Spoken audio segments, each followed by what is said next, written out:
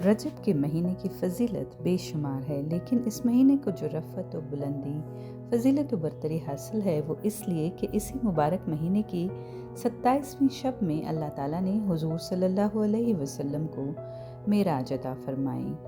मक्का शरीफ से मस्जिद अक़सा तक का सफ़र असरा का सबूत कुरान शरीफ से साबित होता है। सफ़र मेराज के वक्त रसूलुल्लाह सल्लल्लाहु अलैहि वसल्लम के पास एक सवारी लाई गई जिसकी तेज़ रफ्तारी का ये आलम था कि जहाँ उसकी नज़र पड़ती थी वहीं उसके कदम पड़ते थे। हज़रत जिब्राईल अलैहिस्सलाम भी आपके हमराह थे। आपका गुज़र एक ऐसी कौम के पास से हुआ जो खेती करती थी और उसी दिन काट भी लेती थी। जब एक दफ़ा काट लेती तो फिर से नई खेती खड़ी हो जाती। हज़रत जिब्राईल अलैहिस्सलाम ने अर्ज़ किया कि ये मुजाहिदीन हैं, इनके एक अमल का बदला इन्हें 700 गुना दिया जाता है।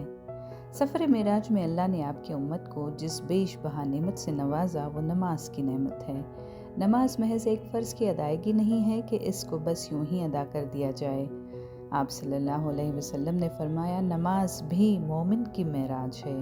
ये वो हथियार है जिसके सामने दुनिया के सारे असलहा अपना असर खो देते हैं, लेकिन उम्मत का बड़ा तबका नमाज से ही गाफिल है। चंद ख़ास मौक़ों पर नमाज़ें पढ़कर मुसलमान सहियूनी ताकतों का खिला खमा करने के लिए दुआएं करते हैं। तो क्या ये दुआएं कबूल हो जाएंगी? मुक़द्दस रातों में आँखों से चंद आंसू टपक जाएं तो क्या हालात बेहतर हो जाएंगे? वाक़या ये है कि उम्मत मुस्लिमा ने इस्लाम की हकीकतों को उसके सही तनाजुर में देखने, परखने और उस पर अमल करने की जानिब कोई तवज्जो ही नहीं दी। मेराज की मंजिल जद्दोजहद और आजमाइशों की तकमील के बाद आती है। नबी अकरम सल्लल्लाहु अलैहि वसल्लम के लिए मेराज का सफ़र एक नए मरहले के आगाज़ का पेश कीमा साबित हुआ। चुनांचे इस रूह परवर सफ़र के बाद तहरीक इस्लामी एक फ़ैसला कुन मोड़ पर आ गई। बातिल अपने अंजाम बद को पहुँचने लगा।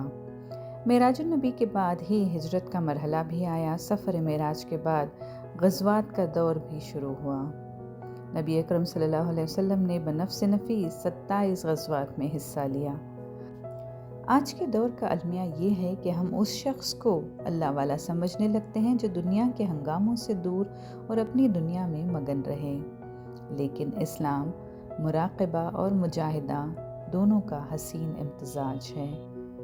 मेराज मुस्तफ़ा का पैगाम यही है कि जब आजमाइश अपनी इंतहा को पहुंच जाती है और जब मसाइल और मुश्किलात का दौर ख़त्म होते नज़र नहीं आता, तब मशीयत यज़दी जोश में आती है और बातिल की सारी ताकतें अपने मकर व फ़रेब के बावजूद नाकाम व नामुराद हो जाती हैं और हक़ को ग़लबा अता होता है।